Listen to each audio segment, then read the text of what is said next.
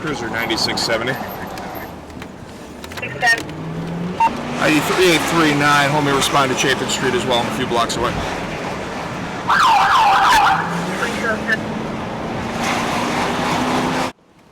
9670 address check, I'm in the block. In law enforcement, one of the worst things you can do to a cop is involuntarily transfer them to patrol midnights in the worst part of the city. Hey, Baez, check the rear alley. That's like the ultimate punishment for any cop. I want that. Parson, you're transferred to the 6th District midnights. Why?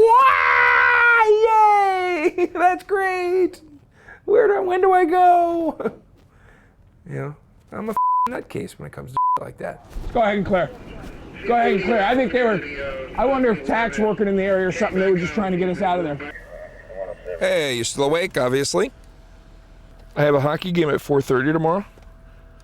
And after my hockey game, I think we can do date night tomorrow night. Bye. He's going to bed. Somehow you look at me and say that I'm stereotypically not gay? What the does that mean? That's what we're trying to change. That there is no stereotypically gay. In fact, I would suggest to you that more gay people are like me than they are the drag queens walking down 17th Street during Pride.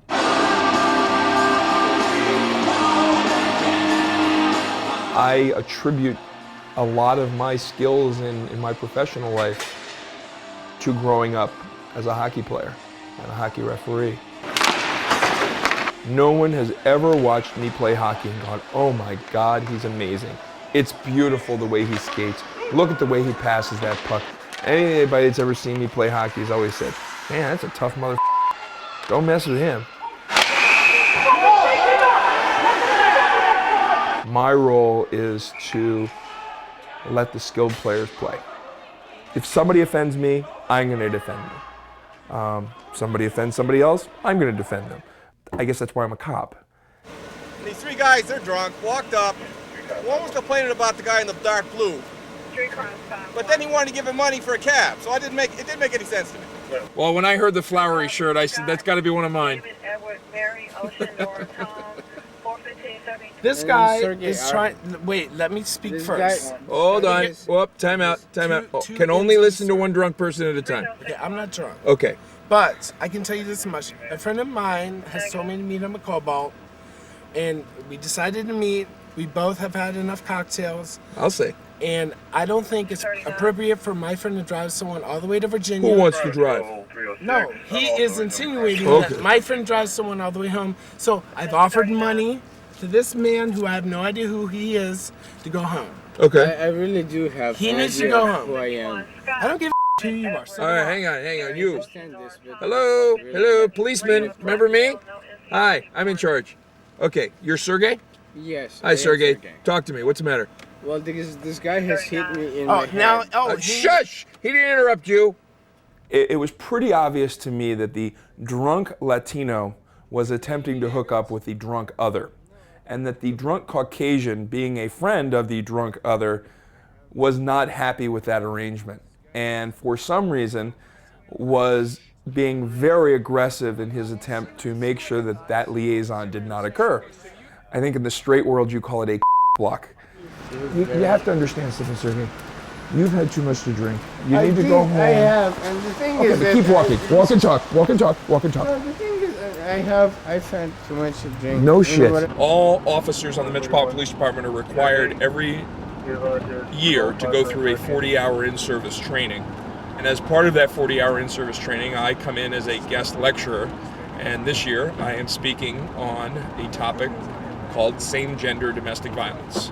How dumb would you look in court if you're sitting on that witness stand and the first time you learn that these men have been in a relationship together for the last 15 years is when the defense attorney stands up and says, isn't it true, officer, that in 1976, the complainant in this case was arrested for domestic violence on his lover, the defendant?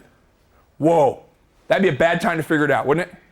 In gay domestic violence, if you suspect it may be a gay relationship, shut up. Don't ask any questions. Look around.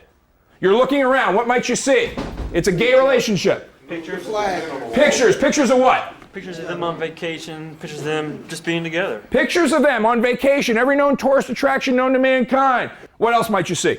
Pictures of naked men on the wall. Pictures of naked men, absolutely, because every gay man's got to have a naked man on the wall, right?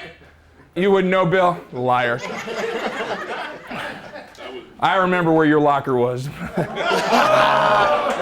Police locker rooms, basically this huge room with walls upon walls of lockers. Taped right in the middle of my locker was a picture of two women engaging in a sex act.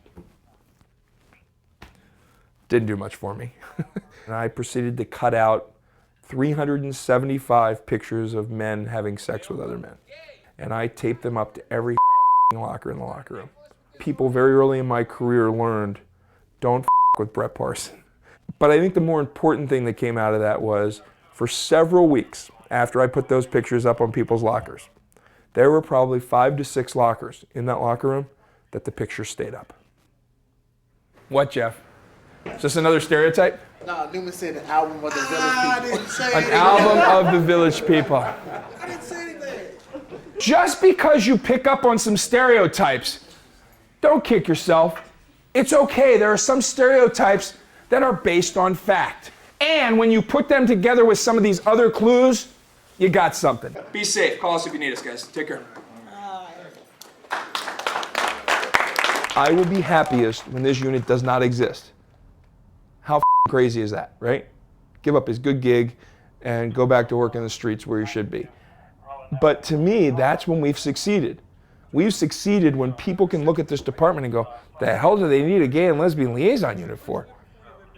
Look at this department. Everybody's embracing diversity. Everybody's respectful to everybody. We're not there yet. Now I start off with the national anthem. Oh, did I like? I was gonna say the Pledge of Allegiance, but I didn't know if we had. I would just skip all of it. Oh, what is this? Whose office is this? Did you not? Hey, who's this guy with all the hair? I know, can you believe Hey, that? now I gave you an award. How Check come you this got a out. picture for me? Look at, I got hair in that one. Look at this. Hey, wait a minute. How come when You didn't even know me then. That's right. All right, we have a very brief ceremony here to officially open the Gay and Lesbian Liaison Unit. For those of you that don't know me, my name is Brett Parson, and I'm honored to be the Sergeant and Supervisor for the Gay and Lesbian Liaison Unit here. This is a purely happy and celebratory event because it really marks another step in the Gay and Lesbian Liaison Unit's mission to try and serve this community of gay, lesbian, transgender, bisexual people in the Washington area. 1, 2, 3. Hey, whoops. Gotta get you with the first lady. Go ahead, let me show you how this works. This is what's going to be our volunteer space. We're still trying to figure out exactly what we want to do. Heck of a spot here. Hi. You remember my mom, right? Sure. How are you? Very good.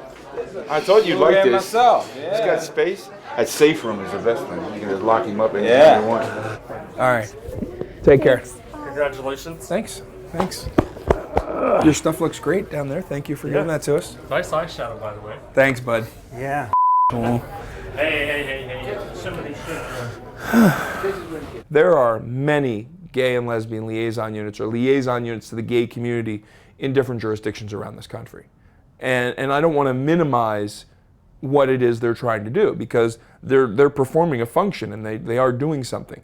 We are the only unit that I know of in the world that actually does the outreach part. Handing brochures out, going to pride festivals, visiting gay people at events, but also does the more important job, I think the more important job, of policing. That actually specializes in investigating crimes and solving crimes that are committed by and against members of this community.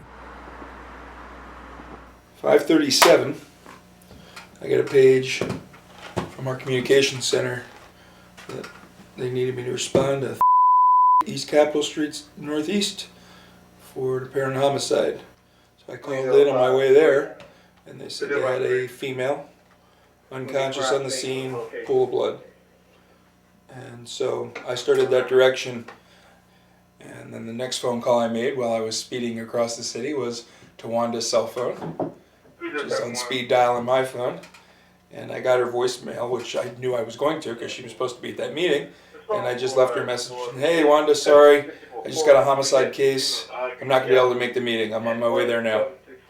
And I hung up the phone, and I'm thinking to myself, wait a second, 3800 Block East Capitol. That's where Wanda lives. And from then on, we started doing police work. The family wanted me to express sincere thanks to the members of the Violent Crimes Branch. They are elated at this news.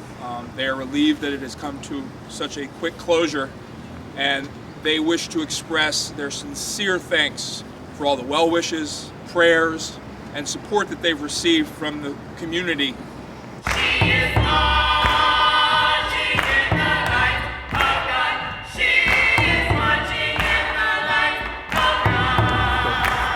You stay right on my butt, all right? Okay.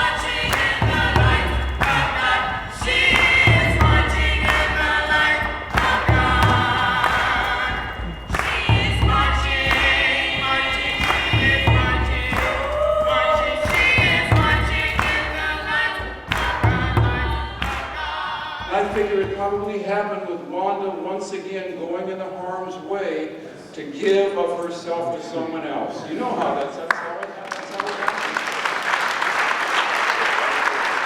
If she understood that being a shepherd was organizing and bringing the wayward and bringing those who were reluctant and bringing those who were mistreated and bringing those who had been segregated and had been ignored, bringing them into the flock and bringing them toward a destination. That was Wanda. That was her commitment. That was her conviction. That was her leadership. That was her shepherdship. We were both the only two people in this city who were paid to be gay. And it's down to me. One reporter asked me, how does it feel to have to investigate a crime when the person is a friend? And I reminded them it's not the first time. I've had 9 coworkers die in the line of duty. Just do it.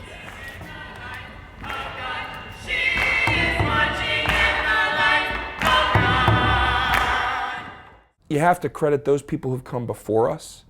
You have to credit those people who put proposals in many times before a unit like this was ever approved. You have to credit the people in this community who supported them. And I think you have to give a lot of credit to the leadership of this city who have embraced the idea that a unit like this needs to exist. Without all that, it doesn't matter who's here. It's not going to be successful. I got it. I got a 911 page. Hold that thought.